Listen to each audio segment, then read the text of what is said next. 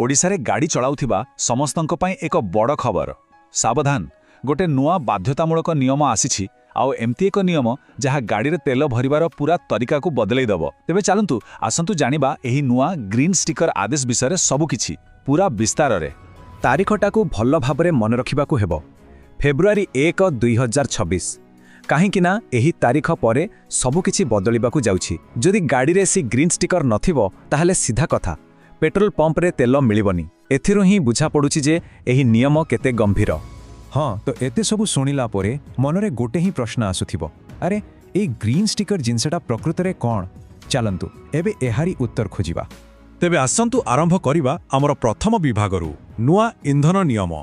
देखिबा petrol pump रे प्रकृत रे कोन बदलिबाकू जाउछि। आउ देखंतु यह कोनोसी छोटो मोटो कथा नुहे। एई जो घोषणा होईछि यह सीधा सड़क आसीछि राज्य परिवहन मंत्री विभूतिभूषण जेनांको ठारू। तांको कथा अनुसार फेब्रुआरी 1, 2026 रु कोनोसी भी पेट्रोल पंप ग्रीन स्टिकर नथिबा गाड़ी को तेल देबो नाही। एठिरु ही जणा पडुछि मामलाटा केते सीरियस। ठीक अछि, एबे आसंतु द्वितीय विभाग को जिबा आउ भल कि बुझिबा एही ग्रीन स्टिकर विषय रे। कारण जानि रखंतु यह खाली गोटे साधा स्टिकर नुहे। तेबे एही ग्रीन स्टिकर कोन? देखंतु सरल भाषा रे कहिले यह होछि आरटीओ द्वारा दिया जाउथिबा एक ऑफिशियल स्टिकर। आउ यह कोन प्रमाण करे? यह प्रमाण करे जे गाड़ी पाखरे एक वैलिड पीयूसी सर्टिफिकेट अछि, माने पोल्यूशन अंडर कंट्रोल सर्टिफिकेट। तेनु जदि पीयूसी अछि ताहले जाई स्टिकर मिलिबो, एमती नुहे। अच्छा, एबे प्रश्न आसुछि एही स्टिकर को गाड़ी पाई दरकार। देखंतु जेते भी पेट्रोल डीजेल किंबा गैस रे चालुथिबा गाड़ी अछि से सब पई यहाँ बाध्यतामूलक। किंतु हाँ, गोटे कैटेगरी को छाड़ करा जाइछि आउ सेटा होछि इलेक्ट्रिक गाड़ी। कारण सेथु तो धुआं बाहरेनी, तेणु तांको पई पीयूसी रा आवश्यकता नाही। ओके, तेबे एबे आसीबा सबुठु जरूरी कथा को तृतीय विभाग। एही स्टिकर मिलिबो केमिति? पूरा प्रोसेसटा को चलंतु स्टेप बाय स्टेप बुझी नेबा। देखंतु स्टिकर पाइबाकू जिबा आगरु गोटे बहुत बड़ काम करिबाकू पड़िबो। आउ सेटा हेला गाड़ी उपरे थिबा सबु पुराना चालान को क्लियर करिबाकू हेबो। मने रखंतु जे पर्यंत गोटे भी चालान बाकी अछि पीयूसी सर्टिफिकेट इश्यू होबनी। आउ हाँ, एथिपाई सरकार एबे जो वन टाइम सेटलमेंट स्कीम आनिछंती जोतरे 50% छाड़ मिलुची, तार फायदा निश्चय नेबा कथा। तबे प्रोसेसटा बहुत सरल। मोटामोटी 4टी स्टेप रे काम सरीजिबो। प्रथमे सबु फाइन क्लियर करंतु। द्वितीय रे कोनोसी सरकारी स्वीकृति प्राप्त पीयूसी सेंटर को जाई गाड़ीर टेस्ट करंतु। तृतीय रे नुआ पीयूसी सर्टिफिकेट मिलिजिबो। आउ शेषरे सही पीयूसी सर्टिफिकेट देखाई आरटीओ रु स्टिकर नहीं आसीबे। आउ गोटे बहुत जरूरी कथा, एबे पीयूसी करिबा पई गाड़ीर आरसी सहित मोबाइल नंबर लिंक थिबा निहाती दरकार। अच्छा, प्रोसेस तो जणा पड़ी गला।